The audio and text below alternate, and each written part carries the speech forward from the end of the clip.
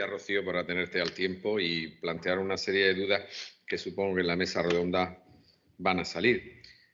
A continuación, pues el doctor Joaquín Rueda, profesor de la Universidad Miguel Hernández, reputado genetista a nivel español y que ha formado parte de la Comisión Nacional durante un montón de tiempo, nos va a hablar de riesgos poligénicos en medicina reproductiva de la investigación a la clínica.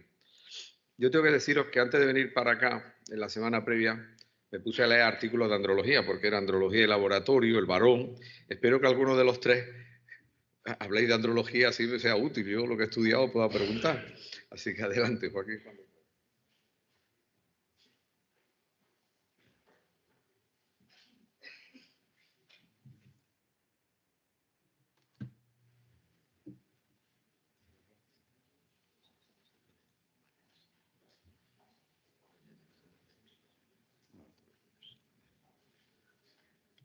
Muchas gracias. Yo lo siento, Luis, pero yo no voy a hablar de eso. Muchas gracias a José Antonio y a Santiago por permitirme estar aquí y encontrar a tantos amigos, estar en una mesa tan bien coordinada como esta, con Rocío y por ser el tenorero de Carmen Rubio, que es un placer. Yo, hablando con José Antonio y con Santiago, pues planteamos la posibilidad de hablar de algo que creo que va a ser el futuro de cómo vamos a ejercer la medicina, sobre todo en aquellas enfermedades entre las cuales se cuenta la mayor parte de las causas de infertilidad, de las que no conocemos la causa, que son las enfermedades multifactoriales o poligénicas que hasta ahora no hemos tenido opción por falta de conocimientos de poderlas abordar, y esto es lo que vamos a comentar.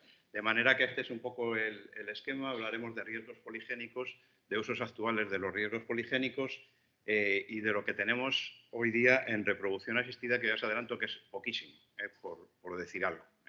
Y algo de riesgos poligénicos en embriones, que es lo que hay un poquito más. Tres conceptos, o recordar tres conceptos previos. Primero, es que no existe la perfección genética, por lo tanto no podemos buscarla. Ya nos tendríamos que poner de acuerdo en lo que es la perfección, ¿no?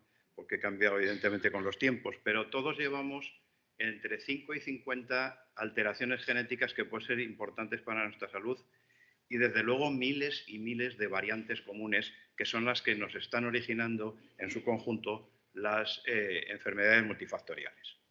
Segundo recuerdo, ¿qué son las variantes genéticas? ¿Sabes? Los genetistas hace tiempo que ya no hablamos de mutaciones, hablamos de variantes.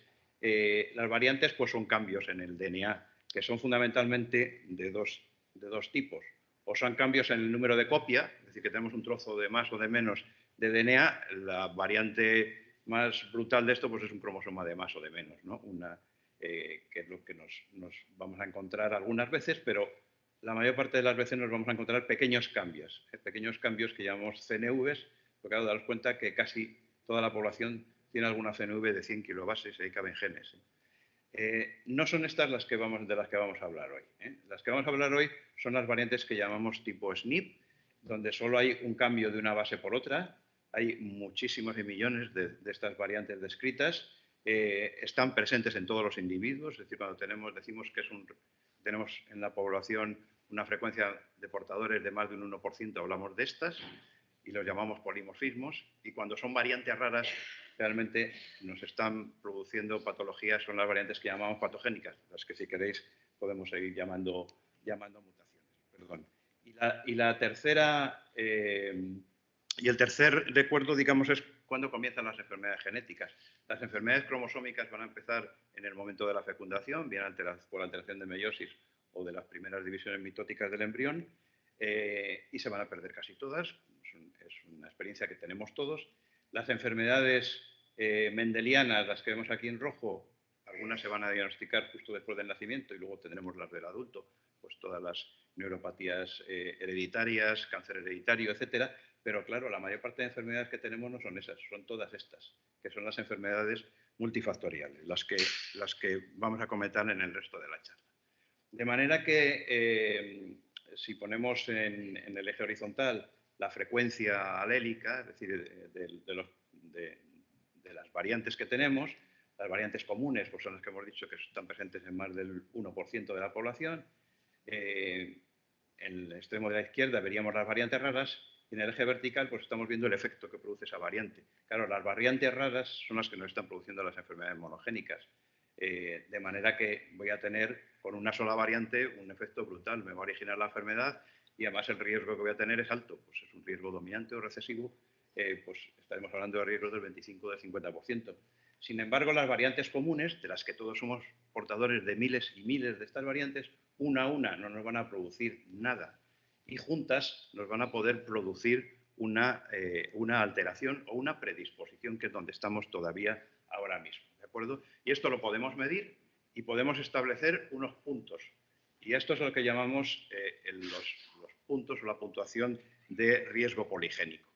De manera que la puntuación de riesgo poligénico en una persona es un cálculo estadístico en la que lo que estamos haciendo es ver si hay o no una de estas variantes, sumarlas de alguna manera. Hay muchos métodos para sumarlas, muchos métodos estadísticos, y nos va a dar una puntuación. ¿De acuerdo? La abundancia de todos estos datos de un individuo nos van a permitir lo que se ha dado a denominar medicina personalizada, que a mí no me gusta nada el término, porque es como si hasta ahora no hubiéramos personalizado la medicina a nadie, ¿no? Me gusta mucho más el término que le he oído muchas veces de medicina de precisión basada en la genómica, con la cual el objetivo que tenemos pues, es adaptar a cada paciente pues un tratamiento o un posible diagnóstico. Si juntamos esta puntuación de riesgo con el fenotipo, lo que vamos a mejorar es la exactitud y la precisión del riesgo individual. Y a la exactitud y precisión estamos bastante acostumbrados en todas las pruebas de laboratorio a manejar estos conceptos. De manera que lo que pasamos es de un concepto como este, de enfermedad mendeliana clásica, donde hay un cambio en una base, o vamos a simplificarlo ahí, que nos va a organizar una enfermedad. Pues aquí tenemos una fibrosis quística. En cambio, lo que vamos a ver aquí son muchos cambios a lo largo de todo el genoma que nos van a producir distintas susceptibilidades. Claro, ya os podéis imaginar que para hacer esto lo que necesitamos son una cantidad de datos brutal. Necesitamos primero secuenciar el ADN del individuo, además con secuenciación de calidad. Necesitamos hacer genomas, necesitamos hacer exomas con mucha calidad. Y luego necesitamos tener unas bases de datos donde esté todo el fenotipo de esa persona, ¿no? Bueno, pues estos estudios de asociación son los que conocemos como estudios de GWAS. Bueno, pues ha hecho fortuna el acrónimo en inglés y se utilizan. Son estudios de asociación, ¿no? Donde se mezclan todos los datos de variantes genéticas de un individuo con datos fenotípicos. Bueno, lleva un proceso fundamentalmente estadístico, como os digo aquí, y lo que vamos a tener es una distribución normal, ¿no? Aquí lo importante es dónde ponemos el corte, el umbral, porque pues vamos a poner el corte aquí, un corte del 95%, es decir, que se nos queda en la zona de riesgo el 5% de la población. Y esta zona de riesgo del 5% de la población no quiere decir que estas personas, para el rasgo que estemos mirando, tengan un 5% de probabilidades de tener esa enfermedad, ¿no? Si están aquí, no. Quiere decir que están en ese 5% de alto riesgo con respecto a una distribución normal. ¿Cómo se representan esta puntuación de riesgo poligénico? Pues se puede representar, o lo podemos ver en informes, como un percentil. Ponemos un punto, 70, el 50, el 15, el 5, el 70, lo que queramos, lo que nos dé, evidentemente. O como un riesgo relativo, ¿de acuerdo? Pues si el riesgo medio es 1, pues un riesgo relativo de 1,7, pues es un riesgo relativo mayor, evidentemente, o como riesgo absoluto. De estas tres maneras nos lo vamos a poder encontrar. Desde que se empieza a estudiar el genoma humano hasta que podemos empezar a tener datos útiles, pues han pasado unos cuantos años. Los GWAS, estudios de asociación, empiezan pronto, pero evidentemente no había datos de secuenciación ni nada. De manera que es solo en los 2 o 3 últimos años cuando empezamos a tener datos fiables para poder tener conclusiones prácticas. Lo veis aquí, pues como en estos 2 o 3 últimos años empiezan a expandirse o a subir de manera importante pues, todos estos estudios. Claro, necesitamos primero tener unos biobancos fantásticos para tener estas muestras. El biobanco de donde han salido la mayor parte de las muestras para la mayor parte de los estudios que hay ahora mismo es el biobanco británico. Tiene ahora mismo el biobanco británico cerca de 500.000 personas, de las cuales se tiene todo el exoma de esa persona y decenas y decenas de datos fenotípicos de cada una de esas personas. De manera que os podéis imaginar que esto es una mina para estos estudios. Pero también tiene problemas, ¿no? Hay un programa europeo con el objetivo de tener 1 millón de genomas secuenciados en el año 2022. Se está terminando de hacer, pero los estudios se van a empezar a hacer después. Es decir, que estamos hablando de algo que vamos a empezar a conocer en los próximos años. Y en Estados Unidos también hay una red donde ya tienen los exomas metidos en historias clínicas de un número bastante alto de pacientes. Tenemos un problema y es que, como os decía, la mayor parte de los datos están sacados de estas bases, fundamentalmente del Banco Británico y de otros bancos europeos, americanos. Todos tenemos el mismo ancestro, son ancestros europeos. Y en genética es muy importante saber de dónde son los datos de qué ancestros tienen, ¿no? Daros cuenta, bueno, pues esa distribución que veíamos antes normal, población de alto riesgo, pero la mayor parte, el 80% de los datos que tenemos son de ancestros europeos. Luego solo nos valdrían para pacientes europeos y se están utilizando para todo tipo de pacientes.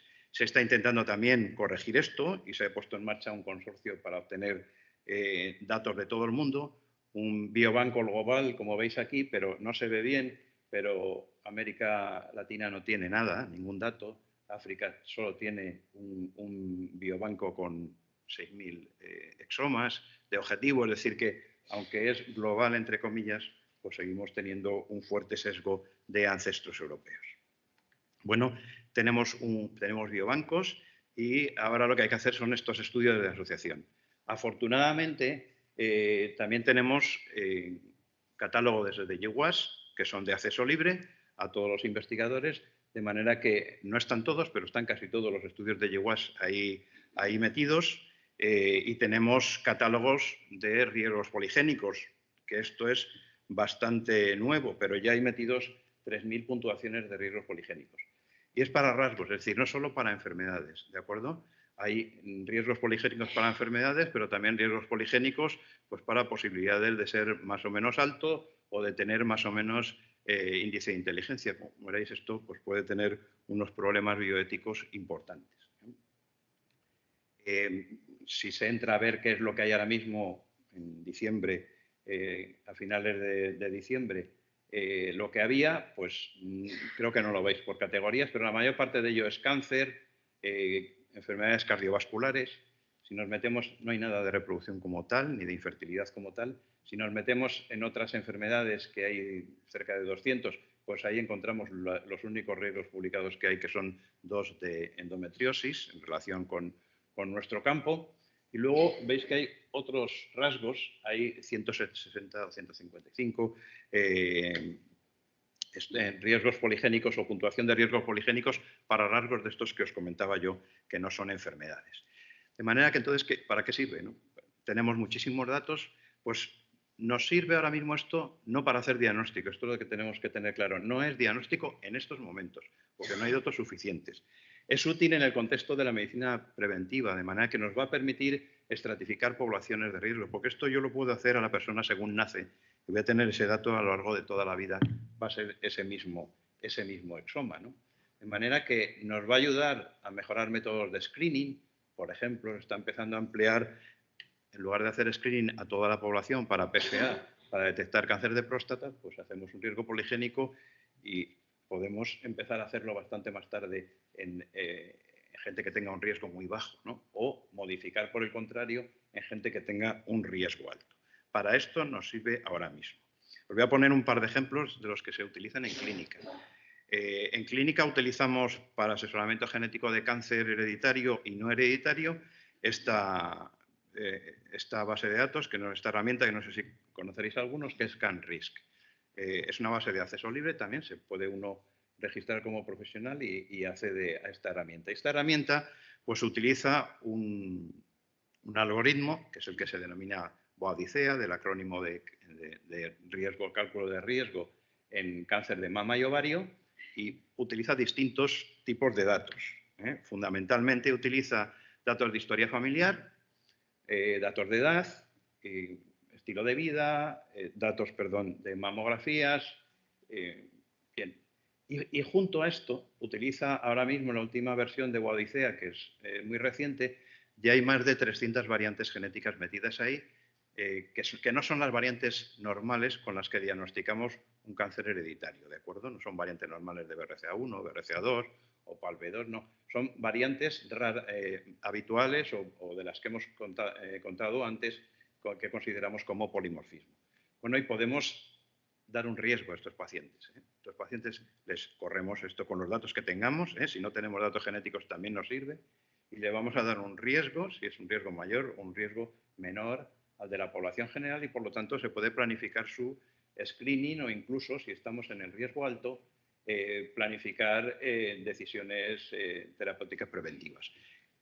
Pacientes que están en esta zona de aquí tienen más riesgo que muchos pacientes que tienen una mutación patogénica en BRCA1 y BRCA2. De manera que es útil para esto. Y el otro campo de la medicina donde se está ahora mismo utilizando es en cardiología. De manera que en cardiología, si miramos el riesgo que tenemos con factores clásicos, ¿no? Enfermedad coronaria, pues sabemos que fumar, pues tenemos más riesgo de tener enfermedad coronaria, si tenemos diabetes o hipertensión, lo que sea, también. Estos son los factores clásicos. Si sumamos los factores clásicos nos va a dar este riesgo. Este es el riesgo simplemente teniendo en cuenta las variantes que tenemos genéticas. Por lo tanto, veis que este es solo mucho más útil que todos los demás separados. Y si juntamos todo, nos va a dar muchas cifras mucho más adecuadas que las que tenemos en estos momentos. Y nos sirve también pues, para hacer tratamientos en qué pacientes se puede empezar con estatinas o no vale la pena empezar con estatinas si están clasificados en el riesgo bajo. Este es un estudio muy reciente donde se hace una revisión sistemática de todo lo publicado de riesgos poligénicos y su utilidad en la clínica. Y veis que hasta el momento no tiene una utilidad clara demostrada porque es que es muy joven todo esto. No hay casi datos. Está empezando a hablarse de esto o a estudiarse esto. Sin embargo, veis que encuentran numerosos ejemplos de near evidence. Esto es muy bonito ponerlo ahí porque no dice nada, ¿no? Pero quiere decir, no hemos encontrado nada, pero sí hemos encontrado muchas cosas que parece que serán útiles, ¿no? Hay un par de ensayos clínicos ya funcionando con esto, de manera que esto es una cosa seria, ¿no? A priori. Y junto a lo serio, desgraciadamente en genética pues también hay cosas menos serias, ¿no? Es lo que yo he puesto aquí, la genética recreativa. La mayor parte de los estudios directos al consumidor que uno se mete en internet y compra y manda saliva y se cree que por 100 euros pues te van a decir lo que te van a decir, ¿no? Bueno, pues sí, claro, esto tiene una cosa mala en este sentido, ¿no? De que distrae mucho a la población y nos hace perder mucho tiempo al hacer asesoramiento genético también, pero tiene una cosa buenísima. Los biobancos que tienen estas empresas, 23andMe, que es quizá la empresa más grande que utiliza estos test, que es de Google, tiene un biobanco brutal. Yo he probado varias de estas, pero nunca le he dado al final, porque al final uno tiene que dar el tic antes de que te envíen el kit para mandarlo, tiene que clicar que cede sus datos para que esté en la nube y a lo que quieren hacer contigo, estas empresas, ¿no? Que es en realidad por lo que cobran tan poco dinero, porque de lo que van a cobrar ahora el dinero es de tener todos esos datos, ¿no? A las empresas farmacéuticas que vayan a desarrollar fármacos con toda esta información. Bueno, pues este es el informe de un paciente, porque muchas veces te vienen pacientes a que les cuentes cosas y dices, ya, pero es que no podemos entrar en esta dinámica, ¿no? Porque si yo me tengo que estudiar todo este informe para dar algo de utilidad, me puedo pasar 4 horas mirando las variantes que hay ahí para decirle lo mismo que le voy a decir al principio, esto no le vale a usted para nada.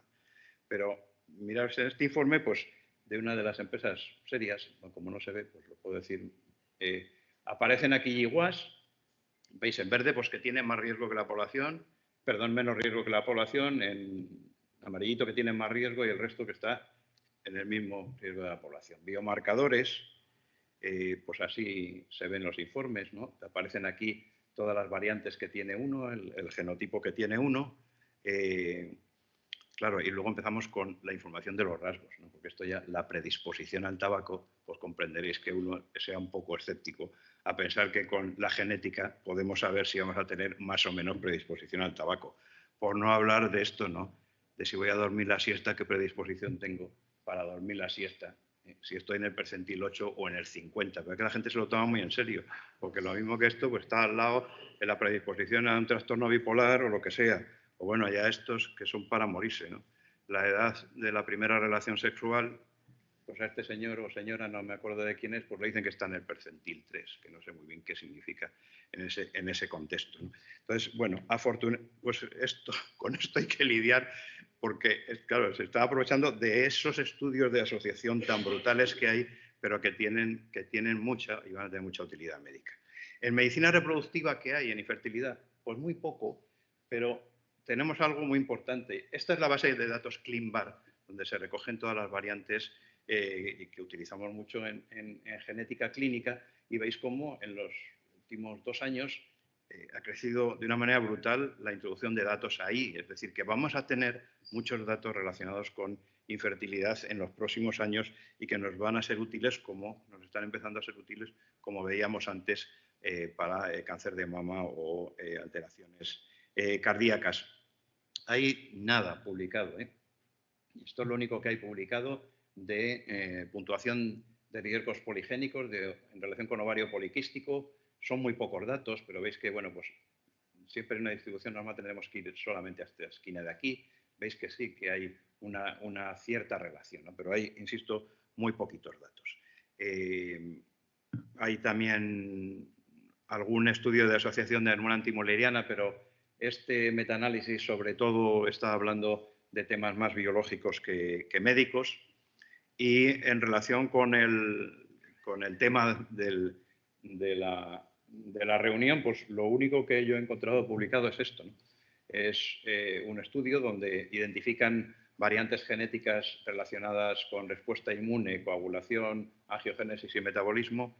Identifican unas cuantas variantes genéticas que están asociadas con la predisposición al aborto espontáneo. De todas maneras, insisto, son pocos casos y lo dicen ellos ahí. Y esta otra, que está en población ucraniana, lo siento porque es que parece que ahora todos nos vamos a Ucrania, pero estaba publicada antes de la guerra, en el año 21, que también es un estudio de asociación, pero muy, muy pequeñito, con 114 casos, ¿no? Identifican genes también más o menos en las mismas zonas. De manera que hasta aquí es lo que yo os puedo decir que hay de lo que nos espera en los próximos años. Me parece a mí que va a revolucionar bastante nuestro ejercicio de la medicina de los riesgos poligénicos. Y luego, aprovechando toda esta tecnología, pues aparece estudios en embrión, que seguro que habéis oído hablar de estos estudios del embrión con distintos nombres. Bueno, pues esto es una portada de Economist del año pasado, ¿no? El de la izquierda, pues bueno, pues sí que llama bastante la atención. Estudios que están hechos en Estados Unidos, donde estábamos hablando antes, un poco la concepción individual que tiene un americano de su vida, la traspasa también al embrión y nos choca bastante a los europeos esta distinta manera de hacer la medicina reproductiva, ¿no? Estas son las páginas web de 3 empresas que se dedican a esto, es decir, lo que hacen es un GWAS, para que os hagáis una idea, puntuación de riesgo poligénico en embriones, ¿de acuerdo? Entonces clasifican los embriones. Esto, St. Bob Edwards ya lo publicó en el año 1996. En el año 1996, en Human, dice él que probablemente en el futuro se pueda analizar un montón de genes en los embriones, ¿no? Claro, decirlo ahora es fácil, decirlo en esa época no era tan fácil, ¿no? Y este es la primera publicación que se hace de Nathan Treff, que hablábamos antes con Carmen, de Nathan Treff, que lo publica él desde el año 2019, el primer caso de selección de embriones con esta tecnología. Es una pareja homosexual que tienen ancestros con diabetes, cáncer, problemas de ictus, etc. Entonces veis que lo que hace, no creo que no lo veis, ¿no? Pero aquí son distintas enfermedades, pues diabetes, cáncer de mama, etc., que estudian en el embrión. Entonces identifican, en la publicación hay puestos 4 embriones euploides, en esos 4 les corren estos riesgos.